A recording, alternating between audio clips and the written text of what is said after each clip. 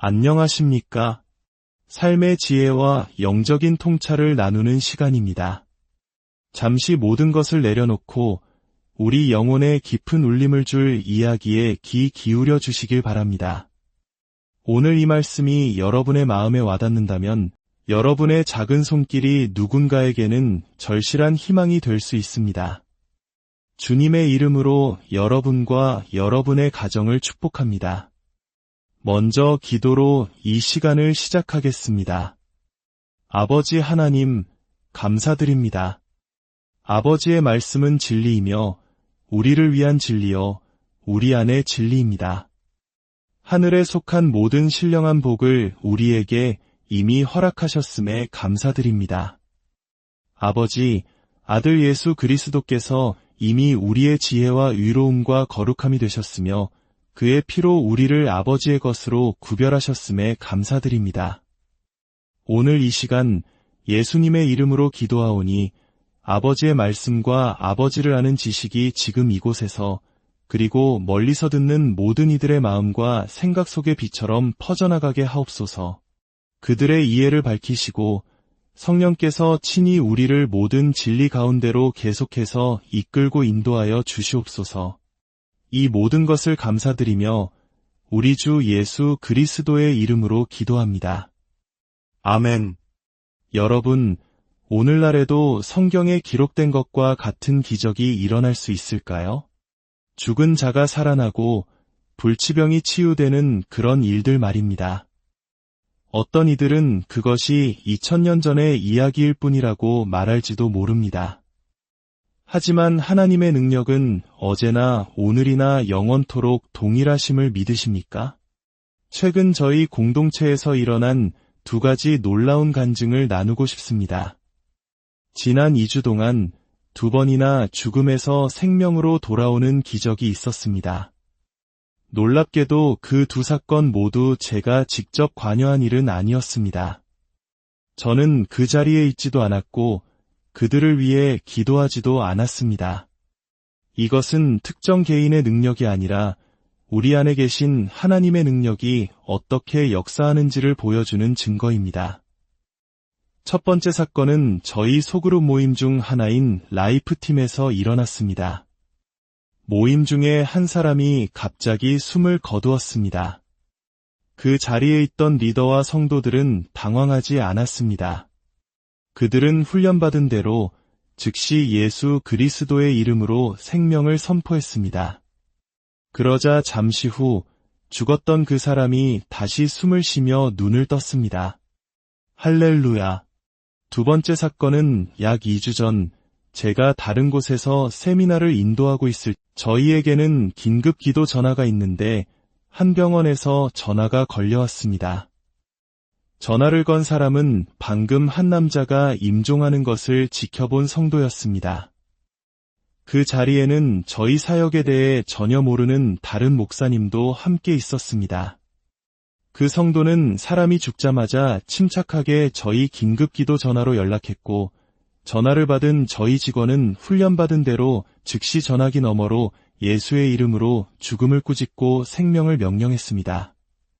불과 몇 분 만에 죽었던 그 남자가 다시 살아났습니다. 이 모든 것을 곁에서 지켜보던 목사님은 충격에 빠져 물었습니다.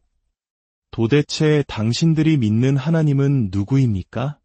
저도 그 능력에 대해 더 알고 싶고 그 일에 동참하고 싶습니다. 이것이 바로 살아계신 하나님의 능력입니다. 이뿐만이 아닙니다. 최근 털사에서 열린 세미나에서는 말기 전립선암 환자가 깨끗하게 치유받는 역사가 있었습니다. 또한 세미나 도중 귀가 들리지 않던 여러 사람이 제가 안수하기도 전에 말씀을 듣는 중에 귀가 열리는 기적을 체험했습니다. 하나님께서 그들의 눈과 귀, 이 모든 기적의 핵심은 무엇일까요? 바로 그리스도 안에서 우리가 누구인가를 아는 것입니다. 많은 신앙인들이 이 사실을 오늘 저는 이 자리에 혹시 몸의 치유가 아마 많은 분 때로는 굳은 날씨가 우리의 믿음을 시험하는 것처럼 보일 때가 있습니다. 예전에는 날씨가 막도록 기도하곤 했지만 언젠가부터 깨달았습니다. 궂은 날씨에도 불구하고 이 자리에 나오는 사람들은 정말로 간절한 사람들이라는 것을요. 여러분은 궂은 날씨에 겁먹지 않고 이 자리에 오셨습니다. 그것은 여러 문제의 해결을 원하거나 더 배우고 더 성장하여 하나님을 위해 더 많은 일을 하기를 원하기 때문일 것입니다. 아멘. 우리는 단순히 머리에 지식을 채우기 위해 모인 것이 아닙니다.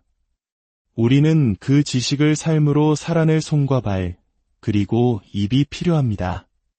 귀로 들은 말씀은 반드시 입으로 선포되어야 합니다. 우리가 찬양을 부를 때도 마찬가지입니다.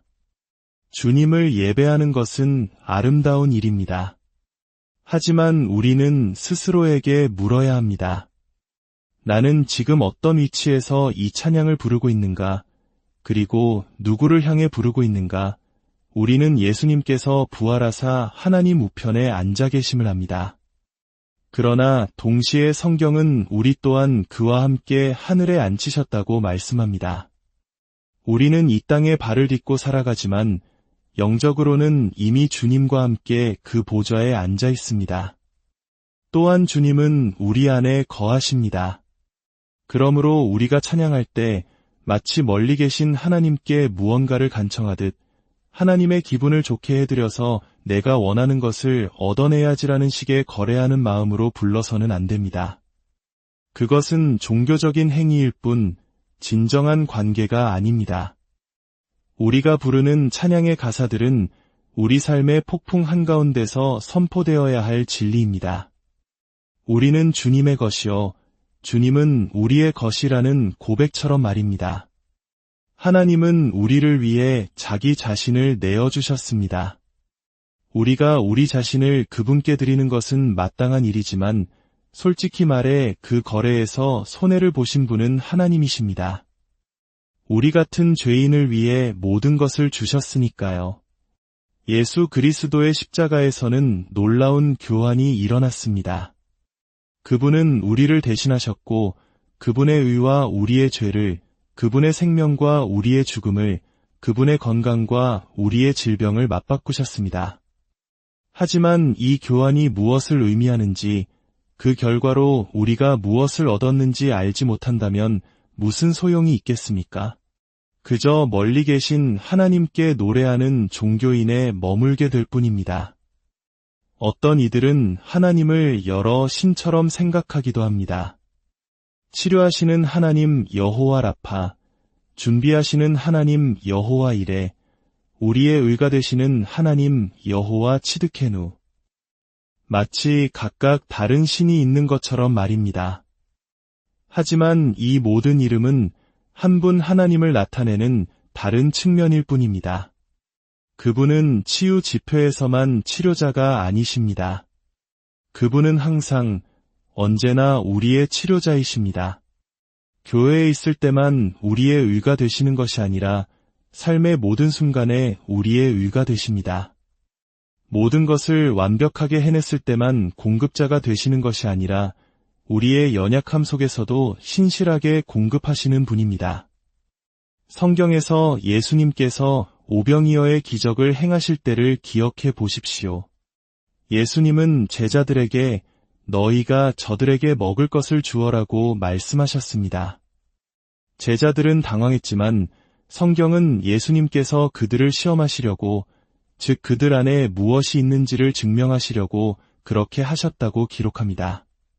그분은 이미 무엇을 하실지 알고 계셨습니다. 하나님은 때로 우리를 시험하시는 것이 아니라 증명하십니다. 시험은 우리가 통과할지 실패할지 모르는 상태에서 하는 것이지만 증명은 하나님께서 우리 안에 이미 주신 잠재력과 능력을 알고 계시기에 그것을 스스로 깨닫고 행하도록 이끄시는 과정입니다. 예수님은 제자들 중 누군가가 나서서 주님, 우리가 이 떡과 물고기를 축사하여 기적을 행합시다 라고 말하기를 기대하셨을 것입니다. 풍랑이 이는 바다에서 배가 가라앉을 지경이 되었을 때 제자들은 잠들어 계신 예수님을 깨우며 주님, 우리가 죽게 된 것을 돌보지 아니하시나이까? 라고 외쳤습니다. 우리도 종종 삶의 문제 앞에서 그들과 똑같이 외치곤 합니다. 예수님은 일어나셔서 바람과 바다를 꾸짖으셨고 모든 것이 잠잠해졌습니다. 그리고 제자들을 향해 물으셨습니다. 너희의 믿음이 어디 있느냐? 예수님은 제자들 중 누군가가 배 앞에 서서 폭풍을 향해 이렇게 외치기를 기대하셨습니다. 폭풍아, 잠잠하라. 살아계신 하나님의 아들이 이 배에 계시다. 주님은 저편으로 가자고 하셨지 여기서 죽자고 하지 않으셨다. 그러니 길을 비켜라. 예수님은 항상 제자들의 생각과 수준을 당신의 수준으로 끌어올리려 하셨습니다. 불가능을 가능으로 생각하는 그 마음과 진정한 교제를 나누기 원하셨기 때문입니다. 생각해 보십시오. 억만장자와 가난한 사람이 진정으로 깊은 교제를 나누기는 어렵습니다. 생각의 틀 자체가 너무나 다르기 때문입니다. 예수님은 우리의 생각이 당신의 생각과 같아지기를 원하셨습니다.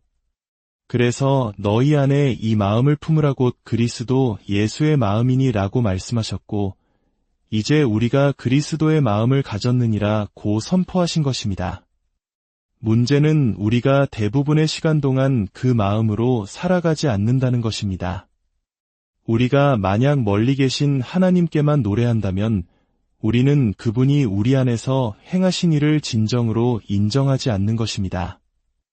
예수님의 보혈은 하나님과 우리 사이의 거리를 완전히 없앴습니다. 그 피가 우리를 가까이 이끌었습니다. 우리는 한때 소망도 없고 하나님도 없던 이방인이었지만 이제 예수의 피로 말미암아 우리는 더 이상 멀리 있지 않습니다. 그분은 우리 안에 살아계십니다. 이제는 저 멀리 허공에 대고 노래할 필요가 없습니다. 마음속으로 조용히 흥얼거려도 주님은 들으십니다. 왜냐하면 바로 그곳이 주님이 거하시는 성전이기 때문입니다. 아멘. 이 사실을 깨달을 때 모든 것이 변합니다. 주님께서 이미 우리에게 당신의 이름과 말씀과 성령과 능력을 주셨음을 깨달을 때, 생명과 경건에 속한 모든 것을 주셨음을 깨달을 때 상황은 달라집니다. 여기에는 치유도 포함될까요? 물론입니다. 아니, 치유를 넘어선 신성한 건강까지 포함됩니다. 창세기에서 하나님은 세상을 창조하시고 보시기에 좋았더라고 말씀하셨습니다. 그리고 마지막에는 보시기에 심히 좋았더라고 하셨습니다. 좋은 것과 심히 좋은 것이 있었습니다. 사도행전 10장 38절은 하나님이 나사렛 예수에게 성령과 능력을 기름 붓듯 하셨음에 그가 두루 다니시며 선한 일을 행하시고 마귀에게 눌린 모든 사람을 고치셨으니 이는 하나님이 함께 하셨음이라고 말합니다. 예수님은 선한 일, 즉 치유를 행하셨습니다. 왜 심히 좋은 일이 아니라 선한 일이었을까요? 왜냐하면 사람들을 치유해야 했기 때문입니다. 치유는 좋은 것입니다. 그러나 애초에 아프지 않은 신성한 건강은 심히 좋은 것입니다. 이해가 되십니까? 하나님은 우리가 신성한 건강 가운데 살기를 원하십니다. 하나님은 우리의 치료자, 여호와 라파이십니다. 치유는 분명 그분의 계획 안에 있습니다. 하지만 그것은 계획의 최종 목적지가 아니라 목적지로 가는 과정입니다. 그분의 궁극적인 계획은 당신이 치유받고 계속해서 건강을 유지하며 나아가 그 치유의 능력을 다른 사람에게 나누어 줄 만큼 충만해지는 것입니다. 우리는 받은 축복을 나누어 주도록 부름받았습니다. 어떤 목사님은 이렇게 말했습니다. 당신은 구원자를 만들기 위해 구원받았습니다. 이 말을 들으면 어떤 종교인들은 깜짝 놀랍니다. 내가 어떻게 구원자가 될 수 있단 말인가? 하지만 생각해 보십시오. 우리가 누군가에게 복음을 전해 그가 구원받도록 돕는다면 그것이 바로 작은 구원자의 역할을 하는 것이지 않겠습니까? 물론 우리가 십자가에 달려 죄를 대신할 수는 없습니다. 그러나 우리는 구원의 통로가 될 수 있습니다. 마찬가지입니다. 당신은 왜 치유받았습니까? 다른 사람을 치유하는 치유자가 되기 위함입니다. 당신은 왜 자유를 얻었습니까? 다른 사람을 자유롭게 하는 해방자가 되기 위함입니다. 하나님 나라는 우리 안에 있습니다. 주님은 하나님 나라가 관찰할 수 있게 임하는 것이 아니요 보라 하나님 나라는 너희 안에 있느니라 고 말씀하셨습니다. 그래서 제자들을 보내실 때 이렇게 명하셨습니다. 어느 도시에 들어가든지 병든 자들을 고치고 그들에게 하나님의 나라가 너희에게 가까이 왔다고 말하라. 어떻게 하나님 나라가 가까이 왔음을 알 수 있었을까요? 바로 그들 안에 있던 하나님 나라의 능력이 방출되어 병든 자들을 치유했기 때문입니다. 저는 종종 복음서를 다시 읽으며 예수님께서 행하신 일들을 묵상합니다. 예수님께서 어떤 마을에 들어가 맹인을 보시고 그를 부르시는 장면을 읽을 때 저는 예수라는 이름 대신 하나님의 아들을 대입해봅니다. 그리고 요한복음 1장 12절 말씀을 떠올립니다. 영접하는 자 곧 그 이름을 믿는 자들에게는 하나님의 자녀가 되는 권세를 주셨으니 그렇습니다. 우리 또한 그를 영접함으로 하나님의 아들들이 되었습니다. 그러므로 복음서에서 하나님의 아들이 행하신 일을 읽을 때 저는 이렇게 선포합니다. 나도 하나님의 아들이다. 나도 그 일을 할 수 있다. 예수님은 자신이 얼마나 위대하고 우리가 얼마나 비천한지를 보여주러 오신 것이 아닙니다. 그분은 계속해서 말씀하셨습니다. 나를 믿는 자는 내가 하는 일을 그도 할 것이요 또한 그보다 큰 일도 하리니 이는 내가 아버지께로 감이라. 예수님께서 아버지께로 가셨습니까? 예, 가셨습니다. 그렇다면 이제 우리에게 남은 것은 그분이 하신 일과 그보다 더 큰 일을 행하는 것뿐입니다. 우리는 성경 말씀을 그저 인용하는 데 그치지 않고 실제로 살아내야 합니다. 예수님은 제자들에게 너희 말을 듣는 자는 곧 내 말을 듣는 것이요 라고 말씀하셨습니다. 사람들이 우리를 볼 때 그들은 우리 안에서 하나님 나라를 볼 수 있어야 합니다. 당신은 세상의 빛입니다. 예수님께서 자신이 빛이라고 하셨듯 우리에게도 똑같이 말씀하셨습니다. 우리는 이 사실을 믿기로 결단해야 합니다. 치유를 나누어 줄 수 있다는 사실을 깨달을 때 계속해서 건강을 유지하는 것은 훨씬 쉬워집니다. 치유의 능력은 켰다 껐다 하는 스위치가 아닙니다. 만약 그렇다 하더라도 그냥 켜놓고 끄지 않으면 됩니다. 제가 이 모든 이야기를 하는 이유는 이것입니다. 이제 여러분 자신에게 적용할 시간입니다. 이 자리에 혹시 아직 거듭나지 않은 분, 예수님을 구주와 주인으로 영접하지 않은 분이 계십니까? 괜찮습니다. 우리 모두 한때는 그 자리에 있었습니다. 제가 지금부터 나누는 말씀들은 하나님의 자녀가 된 자들에게 주어지는 혜택에 관한 것입니다. 만약 아직 그 관계 안에 있지 않다면 이 말씀들이 아직 당신에게 적용되지 않을 수 있습니다. 하지만 이 말씀을 듣는 동안 언제든지 바로 그 자리에서 예수님을 당신의 주인으로 모시기로 결단할 수 있습니다. 그렇게 하는 순간 제가 말하는 이 모든 축복이 당신의 것이 됩니다. 이것은 우리가 노력해서 얻는 것이 아니라 예수님께서 이미 우리를 위해 이루어 놓으신 것을 믿음으로 받는 선물입니다. 특히 오늘 이 치유 집회에서는 치유에 대한 진리를 강조하고 싶습니다. 많은 분들이 치유가 필요하다고 손을 드셨습니다. 우리는 곧 여러분 모두를 위해 기도할 것입니다. 한 가지 명심하십시오.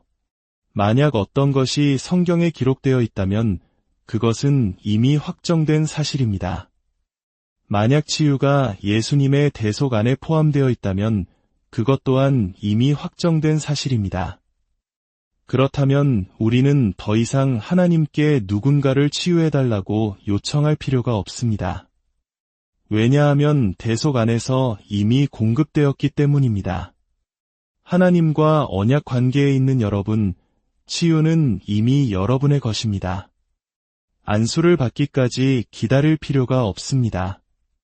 바로 지금 앉은 그 자리에서도 치유받을 수 있습니다. 혈루증 앓던 여인을 기억하십시오. 그녀는 날짜와 시간과 상황을 스스로 정했습니다.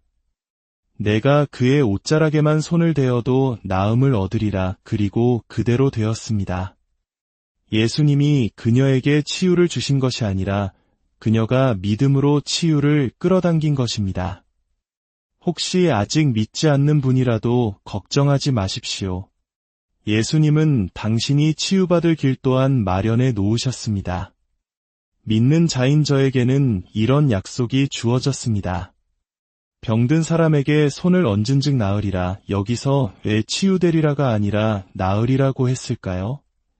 왜냐하면 마가복음 16장의 이 말씀이 기록될 시점에는 예수님께서 이미 부활하셨고 채찍에 맞으심으로 인류의 모든 질병을 짊어지셨기 때문입니다. 하나님 보시기에 우리는 이미 치유받은 존재입니다. 그러므로 우리가 병든 자에게 손을 얹는 것은 이미 이루어진 치유가 그 사람의 몸에 나타나 회복되도록 하는 행위입니다.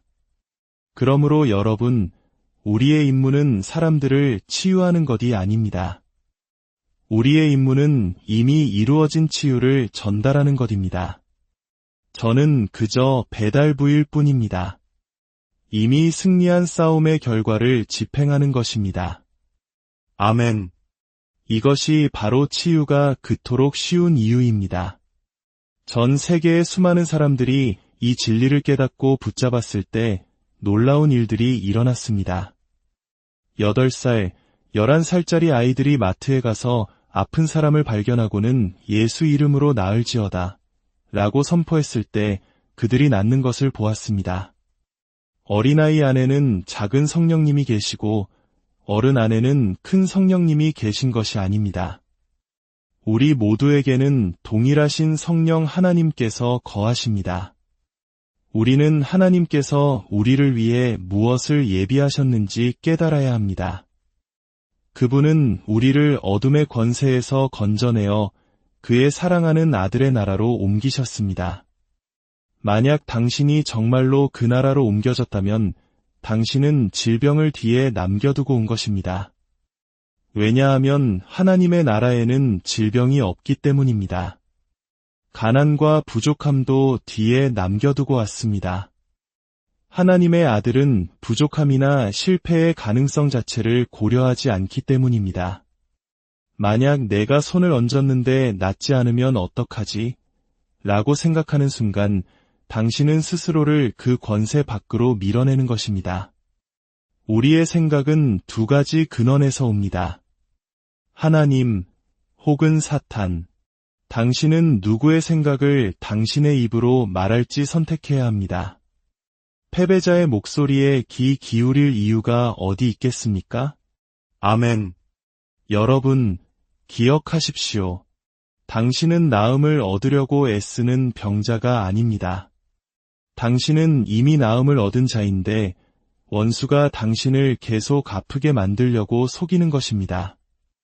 왜냐하면 당신이 건강한 몸으로 예수 그리스도의 좋은 군사가 되어 하나님의 영광을 드러내는 살아있는 광고판이 되는 것을 원수가 두려워하기 때문입니다. 아프고 망가진 몸은 사탄을 위한 광고판이 될 뿐이며 우리 하나님이 약속을 지키지 못하는 분이라는 거짓 증거가 됩니다. 어떤 크리스천도 아파야 할 권리는 없습니다. 저는 여러분을 정죄하는 것이 아닙니다.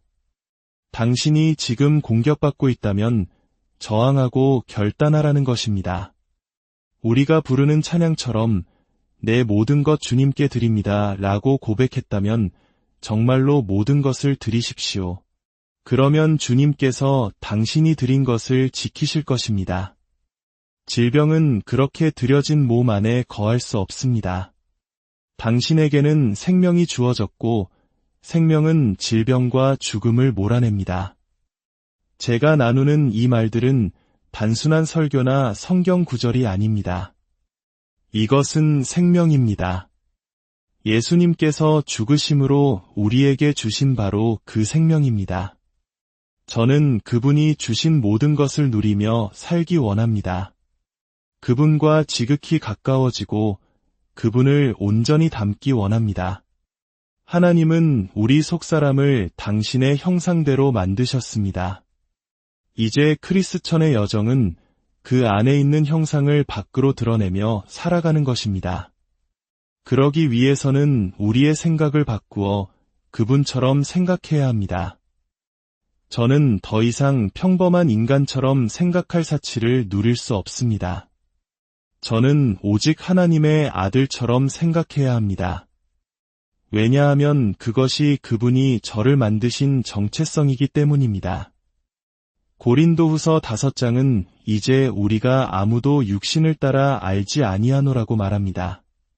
우리가 믿는 형제자매를 볼 때 그들의 육신적인 연약함이나 문제점을 보고 판단해서는 안 됩니다. 저는 아파하는 당신을 볼 때 저 사람은 믿음이 없구나라고 생각하지 않습니다. 저는 마치 타이어의 펑크가 난 사람을 보는 것처럼 생각합니다. 차를 세우고 타이어를 갈아 끼워주고 다시 길을 갈 수 있도록 도와주면 그만입니다. 질병은 하나님께 아무것도 아닙니다. 하나님은 저 하늘에서 힘겹게 능력을 짜내고 계신 분이 아닙니다.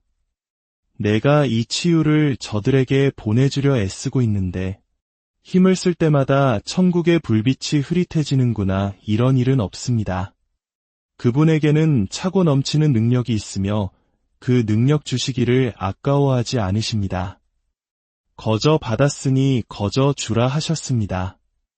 당신이 치유가 필요할 때 그분은 여호와 라파가 되십니다. 공급이 필요할 때 여호와 이레가 되십니다.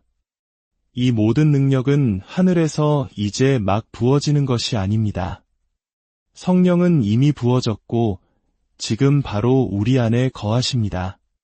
성령님은 그저 공중에 떠다니시는 분이 아니라 거하실 몸을 찾고 계십니다. 한 몸을 나를 위하여 예비하셨도다 라는 말씀처럼 그분은 예수님의 몸 안에 거하셨고 이제는 당신의 몸 안에 거하십니다. 우리가 그분이 우리를 통해 당신 자신을 드러내시도록 내어드리기만 하면 됩니다. 그러려면 우리 자신을 내려놓고 우리 자신에 대한 생각을 멈추어야 합니다. 더 이상 내 사역, 내 은사가 아닙니다. 이 모든 것은 그분의 것입니다. 이제는 내가 사는 것이 아니요 오직 내 안에 그리스도께서 사시는 것이라. 내 안에 그리스도께서 사신다면 그분이 이사 오실 때 당신의 모든 좋은 것을 가지고 오셨습니다. 그분의 치유, 그분의 능력, 그분의 기름 부으심, 그분의 은사가 모두 지금 당신 안에 있습니다.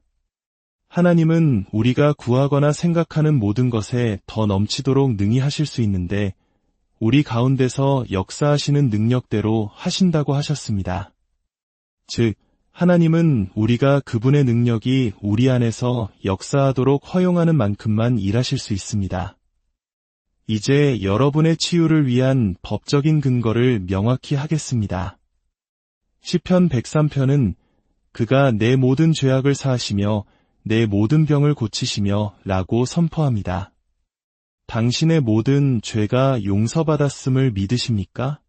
그렇다면 당신의 모든 병 또한 고침받았음을 믿어야 합니다.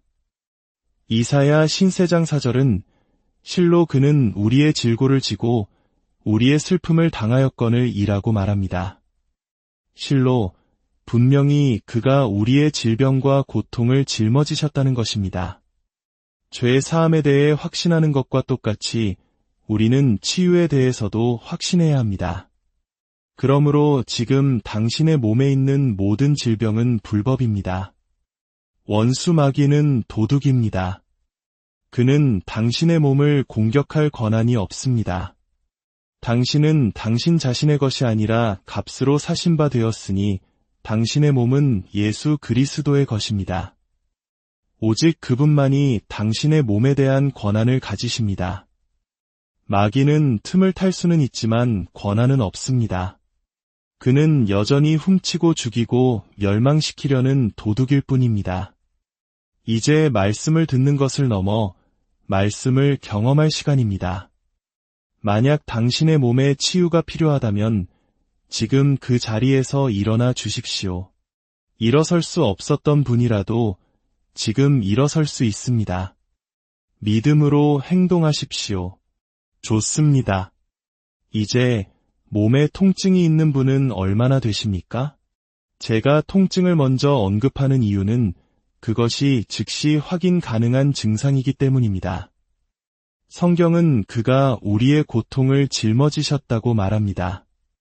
당신의 몸은 통증을 지니고 있을 권리가 없습니다.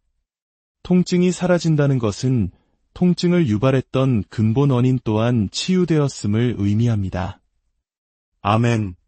지금 이 시간 예수 그리스도의 이름으로 선포합니다.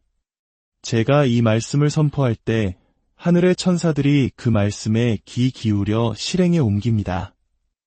예수 그리스도의 이름으로 명하노니 모든 고통과 질병과 괴롭히는 영들과 거짓 통증들아, 허약의 영들아, 너희는 하나님의 말씀의 음성을 듣고 복종할지어다.